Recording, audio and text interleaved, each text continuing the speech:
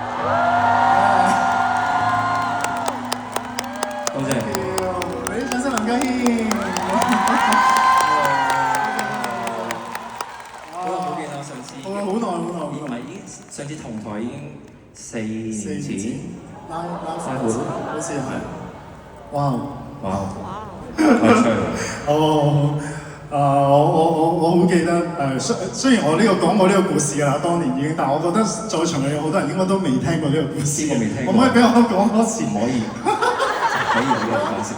當初我記得我一入行嘅第一首歌，其實唔係你哋記得嘅《一號種子》，好似係林家謙老師嘅一首歌，係當初佢加盟嘅，所以都可以話係第一次我入錄音室嘅時候就係。即係啲童年陰影啊嘛！唔係，其實都幾啊，因為嗰時候係咁俾你捉啲咬字，跟住我就覺得，原來錄音咁辛苦，就差啲抹殺咗你嘅之後嘅星途咯，就放棄唱歌。係，所以真係好有緣分。跟住我都想講多個故事俾大家聽嘅，就係前一排林家謙老師唔可以叫你先可以唔好咁老叫我，老咩師啊？咁我同學得唔得？林家謙同學，佢開演唱會嘅時候，跟住有一個小故事想同大家分享，就係我有一位朋友，佢好中意林家謙同學嘅，咁所以咧佢就佢係喺新加坡嘅，咁佢特登想飛翻嚟香港睇佢嘅演唱會，但係因為有一啲事佢嚟唔到。跟住我嗰位朋友佢都係咯有少少情緒嘅問題啦咁樣，所以都真係好拜託我同林家謙老師唔係同我講聲話，可唔可以俾啲加油嘅鼓勵説話佢？咁所以我嗰日就即刻 WhatsApp 咗林家謙同學啦，咁我就拜託佢呢件事啦。咁跟住佢真係即刻覆我不特止，仲喺佢嘅演唱會入邊講翻呢件事，所以都真係幫咗我嗰位朋友好多，所以當我朋友多謝你。我覺得有時做呢啲嘢，我覺得深刻我同你係少少一個方向，就係好想幫一啲朋友，但係我哋唔會好想講出聲，你明唔明啊？我明，即係你都會叫我即係唔使講咁樣。即係我覺得阿姜係一個咁嘅人咯，咁所以就多謝多謝。我位朋友都佢話：唉，你講啦，你可以講。所以我多謝你。翻佢唔想講就唔好講。我要去翻大連嗰度咁樣。去做咩啊？好似話有一首係咪？有一首好似好傳説入邊嘅一種歌。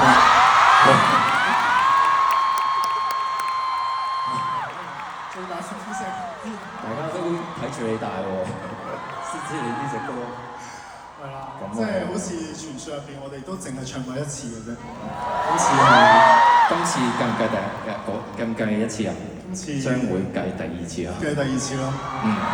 我哋會送呢一首傳説入邊嘅一種歌俾大家。有一種傳説。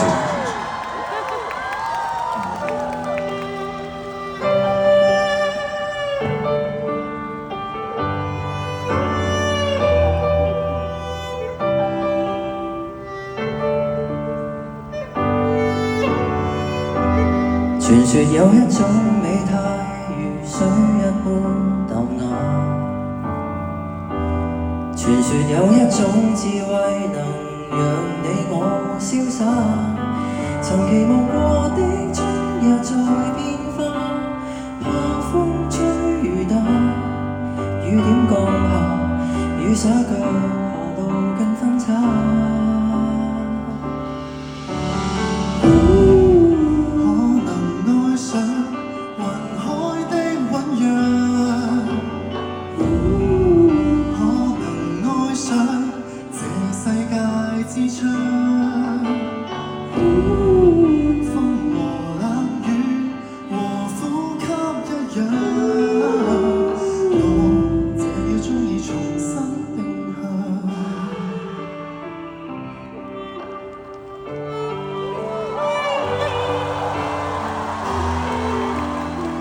其實你自己有時都會唱。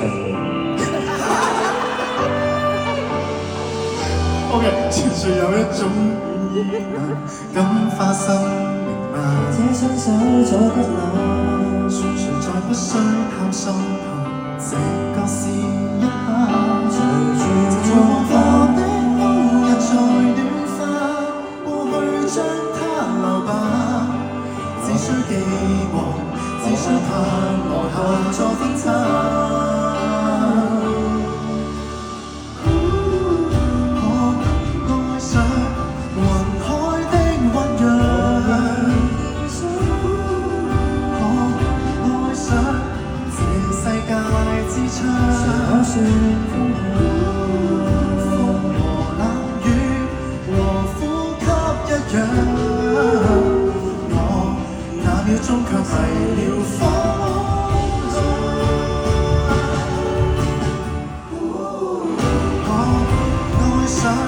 雲海的醞釀，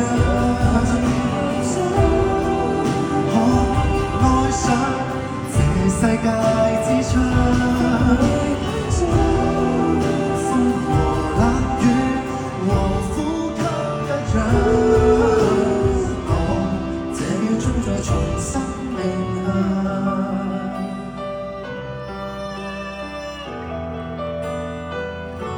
成日唱就唔傳説㗎啦呢首歌。佢唔係咁特登啊！傳説啲㗎嘛 keep 住個咁神秘咁傳説。OK， 多謝大家，再次俾啲掌聲林家謙。多謝。4年後再見。講笑。喂，咁點解而家我係行翻去？好似話係就咁行。你唔使陪我。你咁多嘢做或，者試下我陪你，你陪我。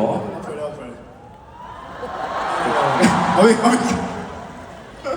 本身我想有啲嘢送俾你，不過我驚太劇。有啲咩送俾我？嚇？太劇通常我有啲演唱會禮儀咧，我自己會想送啲嘢俾嘉賓嘅。哦。唔好啦，唔好啦。好好咩啊？唔係好劇，我驚。唔好啦，你唔好咁樣，你唔好來，等先。哇！等先。或者你咁講，呢度講呢度散，呢個冇度過，點解呢個咩嚟㗎？冇啊！等我諗咗好耐，送唔送好咧？唔算。唔係呢個唔係，即係我見你係金牛座，金牛座就好硬頸嘅，係。同埋你呢排啊應該好倔強啦要。哦係。咁我想驚你條頸有事，係我就諗住，諗下我送唔送嗰啲按摩肩頸嗰啲按摩器俾你啦。但心諗都係唔好啦，好似賣廣告咁樣。咁最後有諗過，不如現場幫你練一下咯。哇！都真係幾緊嘅。你係咪 OK 啊？好嘅，嚟。見過。呢下又真係一下喎。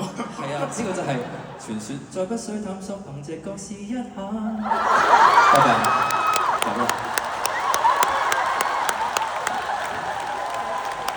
Thank you，拜拜。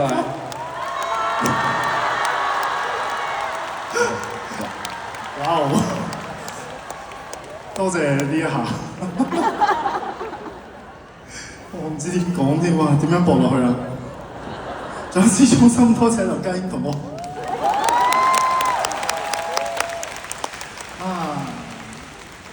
又唔記得求佢寫歌添，雖然佢有眼殘，係劉家英可幫我寫。好大家懂唔懂啊？唔懂啦，頭先嗰個嘅。好啦，希望大家坐翻埋位啦，咁就可以喺自己個位度企起身嘅，但係可以唔使係咯。費事阻住後邊啲人啦。